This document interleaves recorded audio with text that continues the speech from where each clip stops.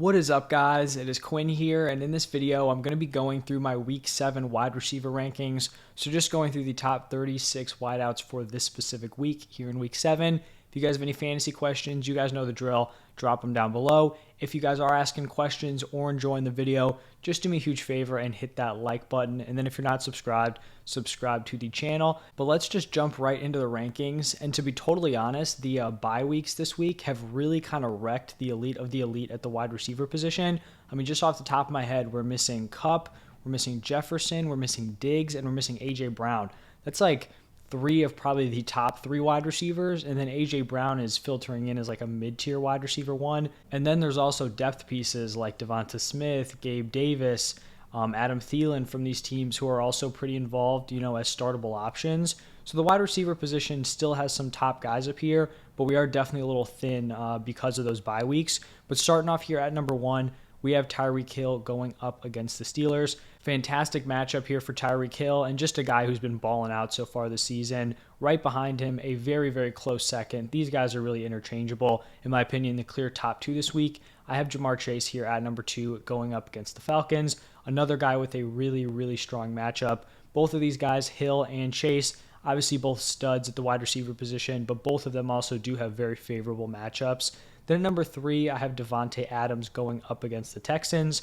Another high-end wide receiver one. At 4, this is where I actually have CeeDee Lamb going up against the Lions. And I think this is where we see CeeDee Lamb really kind of trend up rest of season. We have Dak Prescott very likely to make his return here. Obviously, that's going to bump up CeeDee Lamb's touchdown upside and just the overall ceiling of this offense. So far this season, CeeDee Lamb has a 33.3% target share. That is number 1 in the NFL. He's averaging 10 targets per game. Now you bring in a higher volume passing attack with Dak going up against the Lions, who have allowed the 9th most points per game to the wide receiver position. So I think CeeDee Lamb is an absolute smash play this week. I mean, as he's been basically the entire season. Number 5, I have Deebo Samuel, someone who's kind of been underperforming, but the overall usage is still there. The touchdowns are going to come. I think brighter days are ahead for Deebo Samuel. Plus, this could turn into a very pass-heavy game script for the 49ers, so something to look out for there also. Kansas City Chiefs have given up a decent amount of points to the wide receiver position. Number 6, I have Amon-Ra St. Brown going up against the Cowboys. This is a tough matchup against the Cowboys, but I still think Amon-Ra is pretty much matchup proof at this point. The only concern I would have here for Amon-Ra is the ankle injury. We don't want to be running into a situation like we saw in Week 5 where he's active, we're starting him, and then he's playing like 50% of the snaps. That's obviously what we're trying to avoid. He's coming off the bye week, so he should be rested. He was still a limited participant in practice, so something to monitor there. But a healthy Amon-Ra is a mid-tier wide receiver one. Then at number 7, I have Jalen Waddle, and this is another player who's a little banged up here. He's dealing with a shoulder injury, but everything else around him is trending up. We have Tua returning, clearing concussion protocol. So far this season, he's the wide receiver 11 in points per game, and he's done that, despite having some rough performances in the game where Tua got hurt, and then the first start with Bridgewater starting and then get knocked out. So he had, 2 rough games without his starting quarterback and is still the wide receiver 11 in points per game. And then he's going up against the Steelers, who have allowed the most points per game to the wide receiver position for fantasy. So a great matchup for Waddle if he is healthy and able to play this week.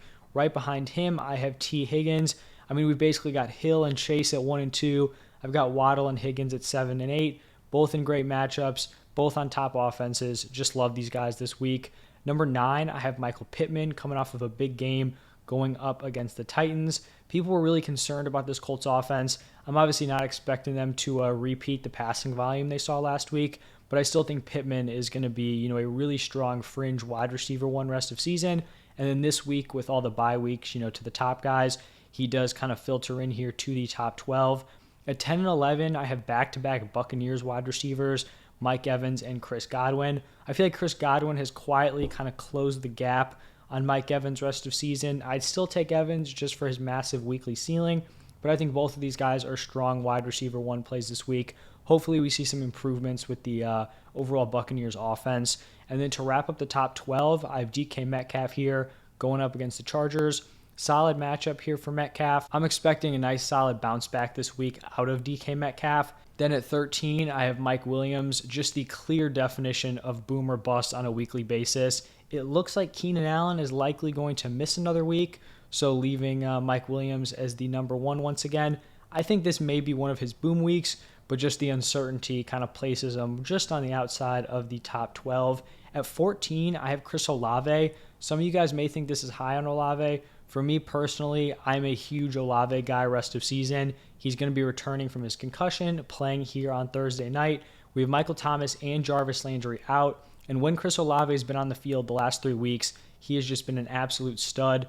Last 3 weeks in PPR points, 23.7, 16.7, and 15.4. That is 18.6 points per game. This is a young wide receiver who's going to be trending up rest of season. Regardless of the quarterback situation, I think Olave is going to feast. And, I don't probably love him as a high-end wide receiver 2 rest of season, but given the bye weeks, I think it gives him that push from a mid-tier wide receiver 2 option up to a higher-end wide receiver 2. 15, I have Tyler Lockett. Like I said about Metcalf, expecting to bounce back. Same thing out of Lockett. At 16, I have Amari Cooper. He's been a little boomer bust also, but overall pretty impressive. Decent matchup here against the Ravens. I think he's a nice wide receiver 2 play. 17, I have Courtland Sutton. Unfortunate here for Sutton, coming off of a rough game, going up against the Jets. Not exactly an easy matchup here for Courtland Sutton. There's just an overall level of concern for all of these Broncos weapons. It's tough to trust Russ. I do think Sutton is still definitely playable as a nice wide receiver 2 play, but I wouldn't, be telling the truth if I said I wasn't a little bit nervous about the overall play of Russell Wilson moving forward. If this Broncos offense had kind of hit the way a lot of people were kind of expecting coming into the season, I think we'd be looking at Courtland Sutton as like a top 10, top 8 wide receiver at this point, but unfortunately it has not for fantasy purposes, so he is here at 17. At 18, I have Jacoby Myers, a very high weekly floor and someone who's just been a really solid play through 4 games or through his 4 games this season, going up against the Bears on, I believe, Monday Night Football. Then I have DeAndre Hopkins here at 19, returning from his 6-game suspension here in Week 7. I think there are some clear question marks, red flags here with DeAndre Hopkins. He's a 30-year-old wide receiver coming off of a steroid suspension after a down 2021 season. So those are pretty clear red flags. The positives are he's stepping into the offense where he should be the clear-cut number 1 with obviously Hollywood Brown out.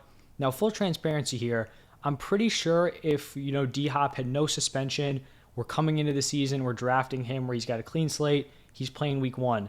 I don't think I would have many shares of DeAndre Hopkins just because I think he'd probably be picked as like a mid-tier wide receiver 2, or I would have valued him more as like a fringe top 24 guy.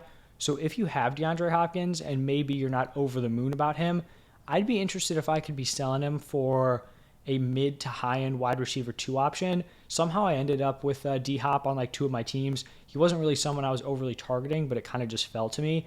I would be just throwing out offers for guys like Godwin, who's another dude, Higgins maybe, hasn't exactly produced a ton recently. Just some guys in that range, underachieving players who could be top 10. I'd just be throwing out some offers out there if you're not married to DeAndre Hopkins this season. At 20, I have Deontay Johnson. Definitely been an underperformer. Didn't really think I would be slotting him in as a top 20 guy, but those bye weeks, have kind of set it up that way. At 22, I have Christian Kirk going up against the Giants.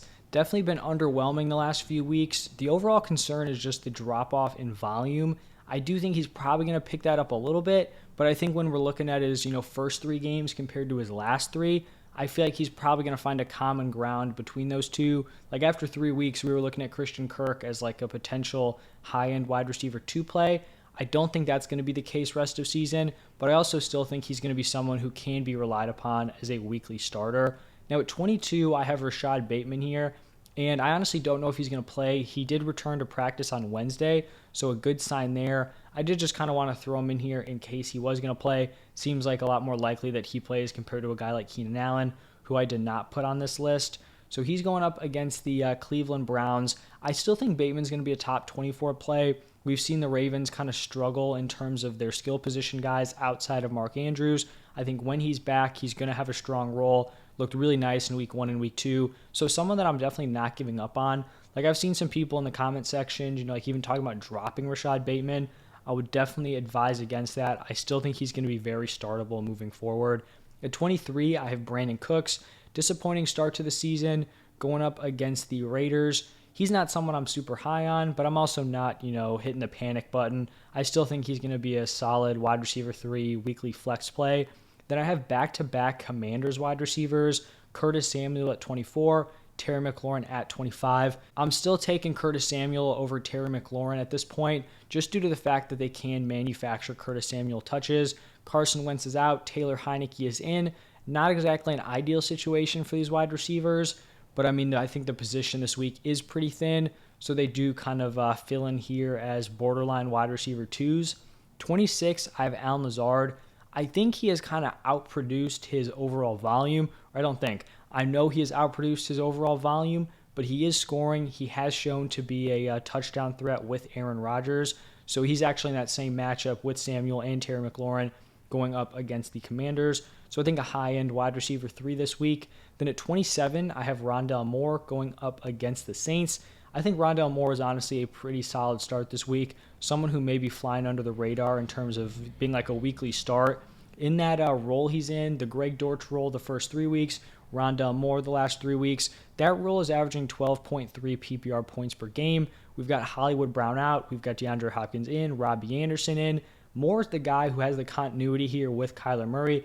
Obviously, Kyler's played with D-Hop, but he's the guy who has been in this offense. Everything else is getting kind of shaken around here. So I think Rondale Moore can give you some nice, solid production. I think he has a pretty safe floor, on a week-to-week basis. So I like him here as a wide receiver 3 flex option. At 28, I have Juju Smith-Schuster finally showcased a ceiling game. Obviously, I don't think we're going to be getting that consistently, but it's good to see out of him. I think a nice wide receiver 3 flex. 29, I have Brandon Ayuk. I know some people really like the potential upside this week of Ayuk, given the potential shootout against the Chiefs. I think it's possible. Maybe Jimmy has a ton of passing volume. Maybe it translates to a solid Brandon Ayuk game. All I'm saying is that I don't want to overweight a potential matchup here, because I'm almost positive that if Brandon Ayuk doesn't have that big breakout this past week, no one's even considering starting him. So I do just want to throw that out there. If Ayuk had that breakout game week 1, and then 4 or 5 straight disappointing games, no one's hyped up about Ayuk this week. Maybe he's building something, maybe not. Personally, I think he's more of a fringe start. If you have a Kupp, a Jefferson, an A.J. Brown, who's the other one, Stephon Diggs on bye, then maybe you're filtering him in. But if you have a full-strength team, he's not someone I'm trying to force into my lineup. 30, I have Drake London. An unfortunate fall here for Drake London going up against the Bengals. Just unfortunate here because it's not really a Drake London issue. He is wildly talented. You put him on an average team, I think he's in that Chris Olave territory of production. Maybe he's even knocking on the door of a top 12 spot. But just in this offense with the Falcons, the volume's not there. The passing touchdowns aren't there. So this is where he's going to be slotting in now. 31, Romeo Doubs continues to run a really strong number of routes. Just hasn't led to the same production as a guy like Allen Lazard, but someone who I do think can be, a back-end flex wide receiver 3 given the bye weeks. 32, I have Michael Gallup going up against the Lions. I think this is the first time he has cracked this list. He's had solid route participation in his 3 games back from that ACL tear. He saw 7 targets on Sunday. Didn't really do anything with them, but I think he could actually have his first big breakout here with Dak Prescott back in week 7. There's just not a ton of wide receivers that I love behind him, so I'm willing to take a little bit of a swing here. Maybe he doesn't have a very safe floor, but I do think this could be a solid game against Gallup in a nice matchup against the Lions, like I talked about with CeeDee Lamb. 33, I have Tyler Boyd. You typically don't love to be throwing wide receiver 3s for a team on these rankings, but he has a strong matchup against the Falcons and a thin week at wide receiver. I think it's fair. Jerry Jeudy here at 34 going up against the Jets. Disappointing start to the season for Jeudy. Not really sure what percent of it is on him compared to Russ. Obviously, I'd lean more to the Russ Hackett side of the blame there. But just for fantasy-wise, I'm not sure how we continue to start him with any confidence. 35, Alec Pierce. 3 straight really startable weeks. Would like to see him close that gap with Paris Campbell and snaps. It hasn't happened yet. Maybe it does, this week, next few weeks. We'll have to wait and see. And then the final player, / players, is George Pickens and Chase Claypool, the 2-3, 3-2, however you want to look at it for the Steelers, going up against the Dolphins. Just an interesting, desperate flex play. It's tough because I do still expect Deontay Johnson to be leading this team in targets. So then you're kind of looking at the scraps for Claypool, Pickens. It's obviously going to be tough for both of those guys to give you production on a week-to-week basis. But, I guess just take your shot on one of those. Pickens had back-to-back strong games week 4 and week 5, and then Claypool had the big game in week 6. But that is going to wrap it up for my top 36 wide receivers. Let me know what you guys think down below in the comment section. If you guys did enjoy, hit that like button, subscribe to the channel. As you guys know, ask your questions down below. I have the week 7 running back rankings out also, so go check those out. Thank you again, and I'll see you guys in the next one.